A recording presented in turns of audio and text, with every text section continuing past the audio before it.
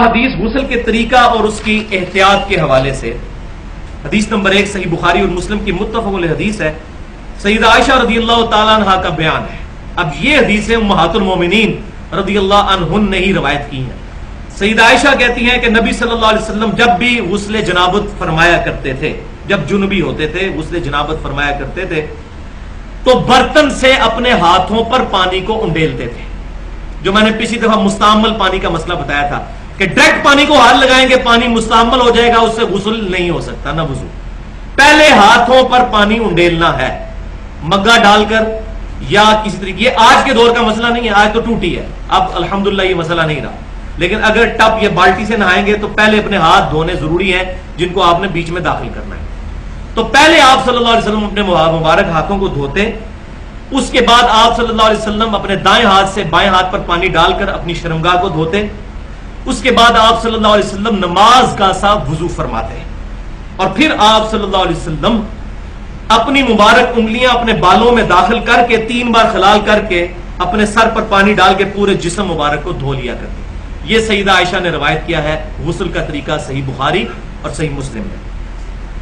دوسری حدیث جو سب سے زیادہ ڈیٹیل حدیث ہے صحیح بخاری اور مسلم میں، اور وہ بھی حضور صلی اللہ علیہ وسلم کی بیوی سیدہ میمونہ رضی اللہ تعالی عنہا ام المومنین ان سے روایت ہے. وہ کہتی ہے کہ میں نے نبی صلی اللہ علیہ وسلم کو خود غسل کروایا اپنے سامنے چادر میں پردہ کر کے. سامنے چادر کا پردہ میں نے لا کر برتن رکھا اور میں نے آپ صلی اللہ علیہ وسلم کے غسل کو آبزرو کیا. یعنی وہ ڈائریکٹلی اتنا نہیں، مطلب چادر کے پردے میں اندازہ ہو جائے.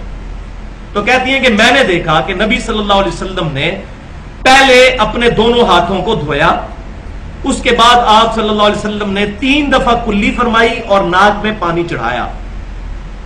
پھر 3 دفعہ آپ صلی اللہ علیہ وسلم نے اپنے چہرہ مبارک کو دھویا. سیدہ عائشہ نے تو مختصر بات کی تھی وضو، یہاں ڈیٹیل چل رہی.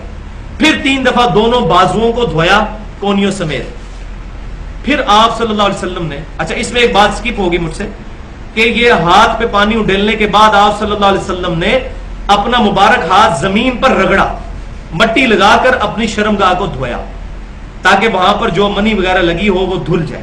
آج کے دور میں آپ سمجھ لیں صابن وغیرہ. اس کے بعد آپ صلی اللہ علیہ وسلم نے 3 دفعہ کلی کی، 3 دفعہ ناک میں پانی چڑھایا. کلی والا پانی ہی ناک میں نے بتایا تھا، اسی پانی کو ناک میں اور اس طریقے سے صفائی. پھر 3 دفعہ چہرہ مبارک دھویا، 3 دفعہ دونوں ہاتھ کونیوں سمیت دھوئے. اس کے بعد آپ صلی اللہ علیہ وسلم نے اپنے مبارک سر پر 3 دفعہ پانی ڈال کر اس کو صحیح طریقے سے مل کر دھویا. اور پھر آپ صلی اللہ علیہ وسلم غسل والی جگہ سے الگ ہوئے اور باہر نکل کر آپ صلی اللہ علیہ وسلم نے اپنے مبارک پاؤں بھی دھوئے. یہ اس صورت میں ہے کہ اگر کسی ٹوائلٹ کے اندر غسل کرتے ہوئے پانی زمین پر جمع ہو جاتا ہو، وہاں پر الگ سے پاؤں دھونا ضروری ہو جاتا ہے. ہمارے جو ٹوائلٹس بنے ہوئے ہوتے ہیں اس میں جب نہاتے ہیں ہم تو پانی ساتھ ساتھ بہتا چلا جاتا ہے ڈھلوان کی وجہ سے، اور نیچے جو ہے وہ ٹائلز بھی لگی ہوتی ہیں، اس میں الگ سے پاؤں دھونے کی ضرورت نہیں ہے، اندر ہی دھل گئے تو دھل گئے. لیکن پرانے زمانے میں تو یہ چیزیں نہیں تھیں تو پاؤں گندے ہو جاتے تھے، ظاہر ہے زمین پہ کیچڑ بھی بن جاتا تھا، مٹی ہوتی تھی تو وہ پاؤں الگ سے دھونے پڑتے تھے. یہ میں نے مسئلہ اس لیے علیحدہ سے کلیئر کر. لیکن آج بھی جو اس سنت پہ عمل کرے اس کے لیے ثواب ہی ثواب ہے انشاءاللہ. تیسری حدیث سنن ابی داؤد، سنن ابن ماجہ اور مسند امام احمد میں ہے. سیدنا علی رضی اللہ تعالیٰ عنہ کہتے ہیں کہ میں نے نبی صلی اللہ علیہ وسلم سے یہ بات سنی، جس نے بال کے برابر جگہ بھی دھونے سے چھوڑ دی غسل کے درمیان تو اس کی اس جگہ کو قیامت والے دن دوزخ کا عذاب دیا جائے گا. بولے اعوذ باللہ. پھر آپ فرماتے ہیں 3 دفعہ آپ نے فرمایا سیدنا علی نے، میں نے اپنے سر کے ساتھ دشمنی کی، میں نے اپنے سر کے ساتھ دشمنی کی، میں نے اپنے سر کے ساتھ دشمنی کی اور اپنے سر کے بال منڈوا دیے اس ڈر سے کہ کہیں میرے سر کے بال خشک نہ رہ جائیں. یعنی اتنی احتیاط. آج کل وہ مسئلہ نہیں، شاور میں پانی کی وجہ سے، بہتات کی وجہ سے خشک نہیں رہے گا، لیکن اس زمانے میں پانی کی بھی قلت ہوا کرتی تھی. لیکن یہ سیدنا علی کی آپ احتیاط دیکھیں. ہم دین کے مسئلوں کو کتنا کیجول لیتے ہیں اور وہ کتنا اس کو کانشیس طریقے سے لیا کرتے تھے، کتنا اس کو سیریس لیا کرتے تھے.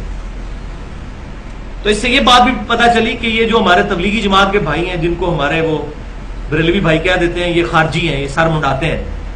تو سر منڈانے سے خالی کوئی خارجی نہیں ہو جائے گا جب تک خارجیوں والے عقیدے نہ ہو. ہمیں اس سے جو اختلاف ہے وہ اپنی جگہ کہ انہوں نے قرآن پاک کو چھوڑ کر ایک مولوی کی لکھی ہوئی کتاب کو اپنے نصاب کا حصہ بنا لیا ہے، وہ الگ. لیکن اس بنیاد پہ کسی کے سر منڈانے کو ہم یہ نہیں کہہ سکتے یہ خارجی ہو گیا سر منڈانے والا. سیدنا علی جو ہے جن کی وجہ سے خوارج پیدا ہوئے وہ سر مڈایا کرتے تھے.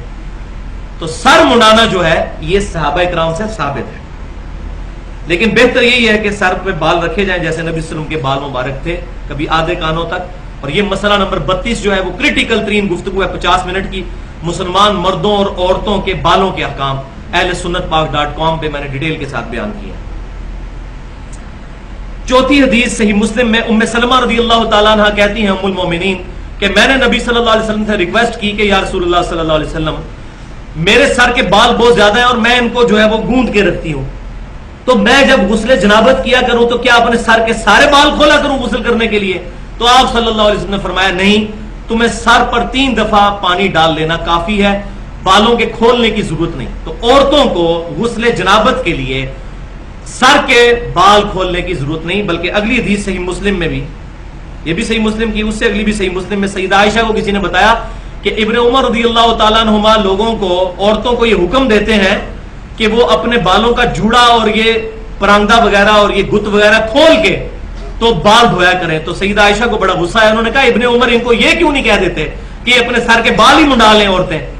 ان کو نہیں یہ بات پتا کہ میں نے نبی صلی اللہ علیہ وسلم سے جب یہ بات پوچھی تھی کیا میں اپنے سر کے بال کھول کر جو ہے وہ غسل کیا کروں, جنابت کا اتارا کروں؟ تو آپ صلی اللہ علیہ وسلم نے فرمایا غسل جنابت کے لیے عورتوں کو بال کھولنے کی ضرورت نہیں, 3 دفعہ پانی ڈال لینا کافی ہے. لیکن لیکن لیکن ایک بات یاد رکھیں, یہ صرف جنابت کا غسل ہے. اگر حیض کا غسل ہے یا نفاس کا, اس کے لیے مسئلہ الگ ہے. وہ سیدہ عائشہ سے ہی روایت ہے جامعہ ترمذی میں اور سنن ابن ماجہ کے اندر, نہیں سوری صرف سنن ابن ماجہ میں ہے. سیدہ عائشہ کہتی ہیں کہ میں حائضہ تھی تو نبی صلی اللہ علیہ وسلم نے مجھے حکم دیا کہ میں سر کے بال کھول کر نہاؤں. تو جنابت کا جو غسل ہے میاں بیوی کی صحبت کی وجہ سے یا احتلام کی وجہ سے, اس سے تو عورتیں بال کھولیں گی, عورتوں کے لیے, مرد کو تو بال کھول کے ہمیشہ نہانا ہوگا. لیکن اس کے لیے جنابت کے لیے بال نہیں کھولیں گی, لیکن جنابت کے علاوہ جو حیض اور نفاس کا غسل ہے اس کے لیے سر کے بال کھول کر وہ غسل کریں گی. یہ ضروری اوبلیگیشن ہے. 7ویں حدیث جامعہ ترمذی اور سنن ابی داؤد میں ہے, اور یہ حدیث تو ضعیف ہے کہ نبی صلی اللہ علیہ وسلم غسل کے بعد وضو نہیں فرمایا کرتے تھے. اس حدیث میں ابو اسحاق مدلس ہیں اور وہ ان سے روایت کر رہے ہیں. لیکن یہ مسئلہ اجماعی ہے, پوری امت نے اس پر اجماع کیا ہے اور اجماع حجت ہے کہ اگر کوئی شخص غسل کر کے نکلے تو اب اس کو دوبارہ وضو کرنے کی ضرورت نہیں, لیکن ایک شرط کے ساتھ کہ اس دوران کوئی ایسا معاملہ نہ ہو کہ جس کی وجہ سے وضو ٹوٹ جاتا ہے. یعنی ہوا خارج نہ ہو, پیشاب کا کوئی قطرہ نہ نکلے, یا شرمگاہ کو ہاتھ نہ لگ جائے. اب وہ الحمدللہ مجھے تلاش کرنے سے ایک حدیث مل گئی, لہذا یہ اجماع کے ساتھ ایک حدیث بھی مل گئی الموطا امام مالک میں صحیح سند کے ساتھ. ابن عمر رضی اللہ تعالیٰ عنہما فجر کی نماز پڑھی انہوں نے غسل کرنے کے بعد میں اشراق کے وقت کے اندر انہوں نے دوبارہ وضو کر کے نماز پڑھی.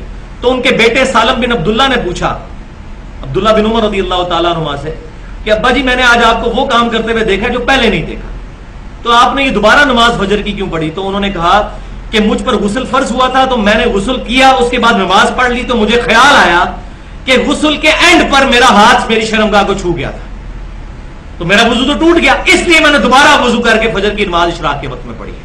تو یہ حدیث بھی اس بات کا ثبوت ہے کہ اگر غسل کے دوران ہاتھ شرمگاہ کو لگ جائے تو وضو ٹوٹ جائے گا. البتہ اگر کوئی شخص غسل کے اینڈ پر پھر دوبارہ سے وضو کر لے اور ازائے وضو پر پانی بہا لے اور پھر باہر نکل آئے تو پھر اسی غسل کے ساتھ وہ نماز پڑھ سکتا ہے. وضو والا معاملہ بھی الحمدللہ اس کانٹیکسٹ میں حل ہو جائے گا. لہذا یہ حدیث بھی الموطا امام مالک میں ہمیں مل گئی عبداللہ بن عمر رضی اللہ تعالی عنہما کا عمل.